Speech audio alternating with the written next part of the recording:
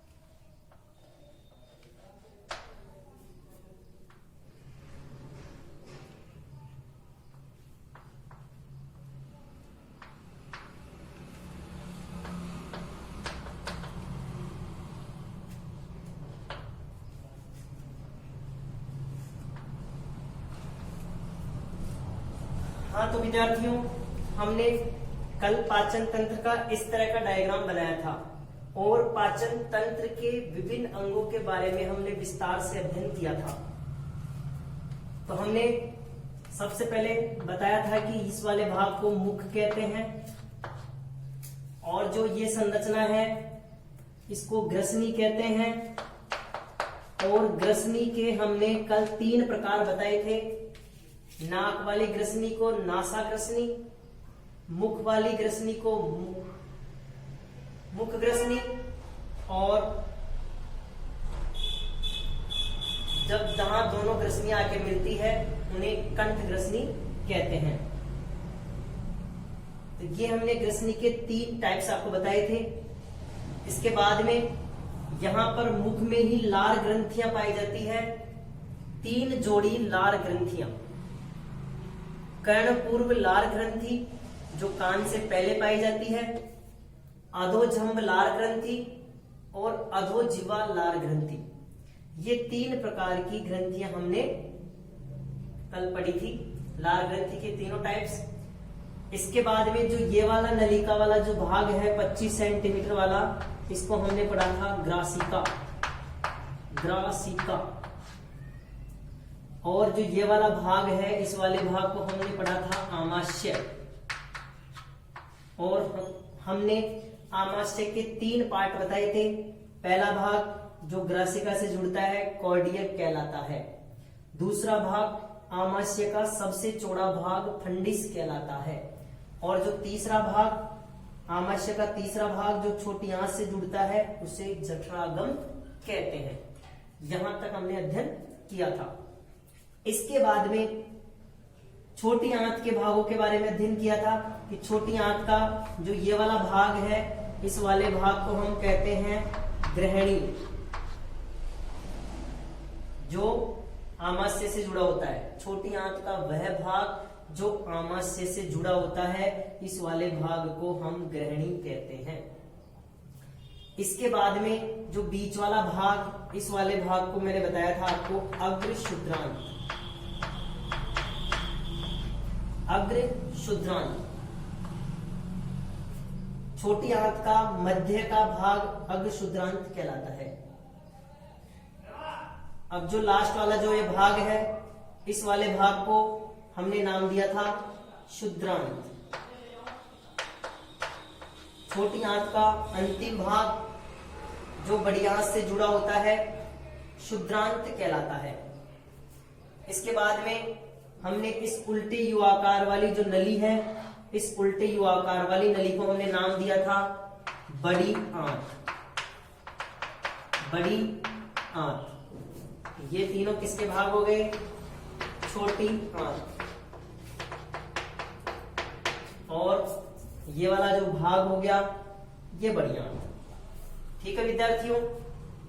और जो लास्ट वाला जो भाग है, इस वाले भाग को हमने नाम दिया था मलाशय, जो बड़ी आंत का अंतिम भाग होता है। ये हमने इसकी संरचना, पाचन तंत्र की संरचना के बारे में हमने विस्तृत अध्ययन किया था। आज मैं आपको बहुत ही शानदार तरीका बताने वाला हूं पाचन तंत्र से संबंधित, और पाचन तंत्र की क्रियाविधि, किस तरह से पाचन तंत्र काम करता है, किस तरह से हमारे शरीर में भोजन का पाचन होता है, किस तरह से भोजन हमारे शरीर की सभी कोशिकाओं तक पहुंचता है, ये मैं आपको बताने वाला हूं इसके अंदर। तो देखिए विद्यार्थियों, सबसे पहले हम लेते हैं मुख में। भोजन मुख के द्वारा अंतर ग्रहण किया जाता है। मुख के द्वारा भोजन हम अंदर ग्रहण करते हैं। मुख के अंदर जीभ पाई जाती है और दांत पाए जाते हैं। जीभ पाई जाती है और दांत पाए जाते हैं। दांत भोजन को छोटे छोटे टुकड़ों में तोड़ने का कार्य करते हैं। छोटे छोटे टुकड़ों में तोड़ने का कार्य करते हैं। और लार भोजन को चिकना, लसलसा व घुलनशील बनाती है। लार में एक एंजाइम पाया जाता है जिसका नाम है टाइलिन या एमिलेज। दोनों नाम एक ही है, टाइलिन या एमिलेज। यह एंजाइम स्टार्च को माल्टोज में बदलता है, स्टार्च का पाचन करता है। स्टार्च एक प्रकार का कार्बोहाइड्रेट होता है। हमें सबसे ज्यादा ऊर्जा कार्बोहाइड्रेट से मिलती है। स्टार्च जैसे आलू है, चावल है, गन्ना है, केला है, चुकंदर है, शकरकंद है, इन सब में स्टार्च पाया जाता है। और स्टार्च का पाचन, कार्बोहाइड्रेट का पाचन हमारे मुख से ही प्रारंभ हो जाता है, क्योंकि लार ग्रंथि में जो टाइलिन एंजाइम पाया जाता है वह कार्बोहाइड्रेट का पाचन करता है। बहुत ही अच्छा क्वेश्चन है कि कार्बोहाइड्रेट का पाचन कहां से शुरू होता है, तो आप बताएंगे कि कार्बोहाइड्रेट का पाचन मुख से प्रारंभ होता है। क्यों होता है? क्योंकि मुख में लार ग्रंथि पाई जाती है और लार ग्रंथि में एमिलेज या टाइलिन नामक एंजाइम पाया जाता है, और यह एंजाइम स्टार्च या कार्बोहाइड्रेट का पाचन करता है। आपको क्वेश्चन ये भी पूछा जा सकता है कि पाचन की क्रिया कहां से प्रारंभ होती है, तो आप बेझिझक बता सकते हैं कि पाचन की क्रिया मुख से प्रारंभ हो जाती है। कार्बोहाइड्रेट के पाचन की क्रिया कहां से शुरू होती है, तो आप ये बताएंगे कि कार्बोहाइड्रेट के पाचन की क्रिया भी मुख से ही प्रारंभ होती है। अब मुख में दांत पाए जाते हैं, जीभ पाई जाती है। दांत भोजन को छोटे छोटे टुकड़ों में तोड़ते हैं। हमें भोजन के पाचन के लिए उसका भोजन का जूस बनाना है, रस बनाना है, ताकि उसका अवशोषण हमारे शरीर में आसानी से हो सके। अभी और अच्छी शानदार बात बताने वाला हूं, हम आगे बढ़ते हैं। अब मैं आपको बता दूं कि दांत 4 प्रकार के होते हैं। दांत अभी जब इसके बारे में अपन विस्तृत अध्ययन करेंगे आगे। सबसे पहले जो होते हैं वो कृतंक होते हैं, दूसरे वाले रदनक, तीसरे वाले अग्रच्वयनक और चौथे वाले च्वयनक। ये नॉर्मल सी मैं आपको जानकारी दे रहा हूं कि दांत 4 प्रकार के होते हैं। इनकी स्थिति, कृतंक सामने वाले दांत, बिल्कुल सामने वाले जो चौड़े वाले दांत होते हैं, उन दांतों को कृतंक दांत कहते हैं। सबसे पहले छोटे बच्चे के सबसे पहले यही दांत आते हैं, कृतंक। इनकी संख्या 8 होती है। प्रत्येक जबड़े में 4 ऊपर वाले जबड़े में और 4 नीचे वाले जबड़े में। बिल्कुल सामने वाले जो दांत होते हैं, 4 1 2 3 4 1 2 3 4, ये 4 और 4 जो ये दांत है ये हमारे कृतंक दांत होते हैं। इनका कार्य क्या है? भोजन को काटने व कुतरने का कार्य करते हैं। सबसे पहले यही दांत निकलते हैं। दूसरे दांत है रदनक। रदनक जो पैने बिल्कुल पैने दांत होते हैं, इनकी संख्या होती है 4, प्रत्येक जबड़े में 2-2, एक इधर एक इधर, एक नीचे वाले जबड़े में इधर और एक इधर, बिल्कुल पैने होते हैं। ये रदनक दांत भोजन को चीरने फाड़ने का कार्य करते हैं, चीर फाड़ने का कार्य करते हैं। अब जो जंतु चीर फाड़ के खाते हैं, ऐसे जंतुओं में ये दांत ज्यादा विकसित होते हैं। जैसे जो मांसाहारी जंतु हैं, मांस खाते हैं, जंतुओं को चीर फाड़ के खाते हैं। जैसे हम एग्जाम्पल ले सकते हैं चीता का, शेर का। तो शेर और चीता में ये 4 दांत ऐसे होते हैं जो बहुत पैने होते हैं और बहुत ज्यादा विकसित होते हैं, बहुत लंबे लंबे दांत होते हैं। उन दांतों को हम रदनक दांत कहते हैं।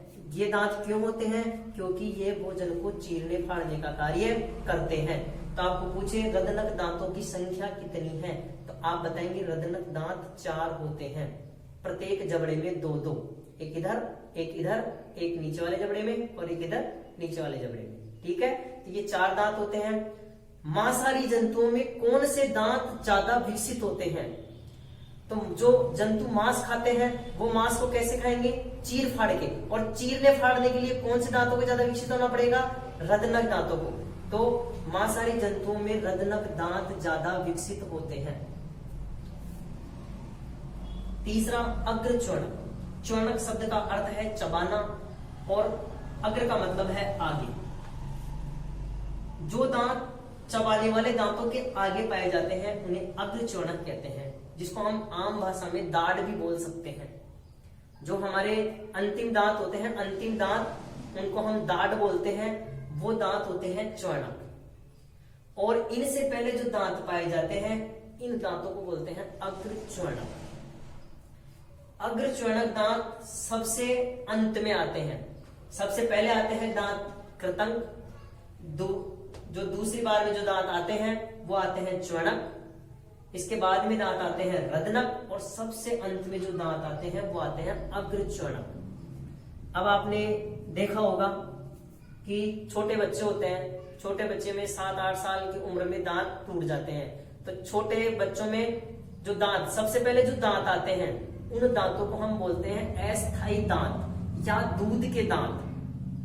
अस्थायी दांत या दूध के दांत। इसके बाद में जब वो दांत पूरे टूट जाते हैं तो फिर जो नए स्थायी दांत आते हैं, उन दांतों को बोलते हैं हम स्थायी दांत और उनकी संख्या होती है 32। स्थायी दांतों की संख्या होती है 32। स्थायी दांत ये होते हैं 32 और अस्थायी दांत या दूध के दांत, इसको हम दूध के दांत बोल सकते हैं। इनकी संख्या होती है 20। अब आपको पूछा जाए कि दूध के दांत या अस्थायी दांतों में कौन से दांत अनुपस्थित होते हैं, कौन से दांत बच्चे में दूध के दांतों में शामिल नहीं होते, तो आपका सीधा सा जवाब होना चाहिए अग्र च्वर्णक, क्योंकि ये सबसे अंत में आते हैं, इसलिए दूध के दांतों में ये दांत सम्मिलित नहीं होते हैं। और हम आगे इसके बारे में और विस्तार से चर्चा करेंगे दांतों के बारे में। अभी केवल हमारा उद्देश्य इसकी क्रियाविधि समझाना है।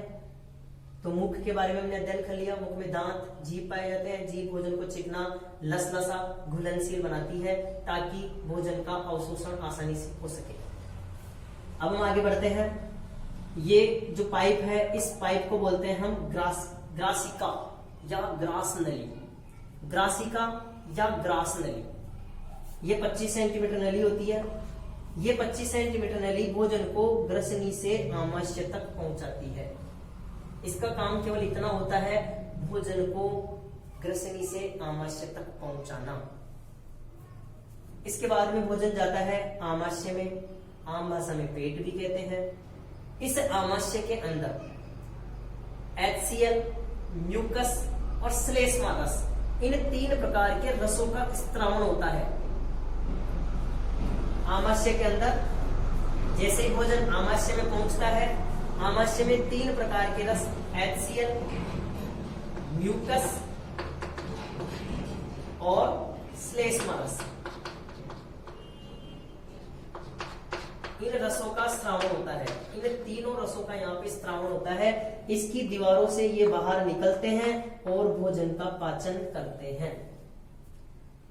इस आमाशय के अंदर एंजाइम, जो एंजाइम है, एंजाइम क्या होते हैं? जो भोजन को पचाने में मदद करते हैं, उन्हें एंजाइम कहते हैं।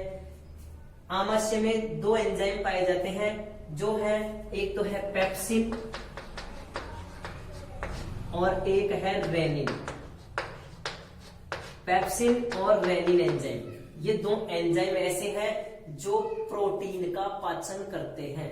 ये एंजाइम प्रोटीन का पाचन करते हैं, जो दूध में, अंडे में, सोयाबीन में जो प्रोटीन पाई जाती है, उस प्रोटीन का पाचन पेप्सिन एंजाइम करता है।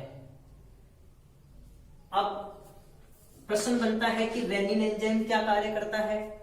रेनिन एंजाइम दुग्ध प्रोटीन का, दूध में जो प्रोटीन पाई जाती है, छोटे बच्चों में, छोटे बच्चे क्या करते हैं? छोटे बच्चे दूध पीते हैं और उनके अंदर जो दूध वाली प्रोटीन है